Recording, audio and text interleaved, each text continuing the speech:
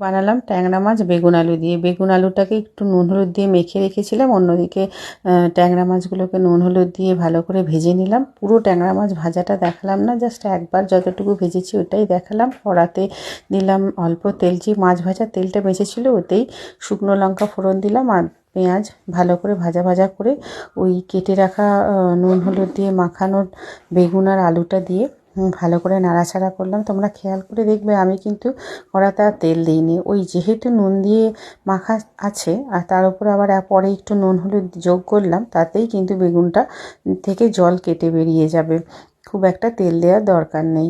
আর দিলাম একটু জিরে ফোড়ন আর টমেটো দিয়ে জল দিয়ে মাছগুলো দিয়ে ঢাকনা দিয়ে একটু সিদ্ধ হতে দিলাম। দিয়ে যখন ফুটে উঠলো তখন খুন্তি দিয়ে একটু বেগুনটাকে হালকা একটু ভেঙে ভেঙে দিয়ে উপর থেকে ধনেপাতা ছড়িয়ে নামিয়ে নিলাম। তোমরা জানিও তোমাদের কেমন লাগলো এইভাবে বেগুন আলু দিয়ে ট্যাংরা মাছ রান্না।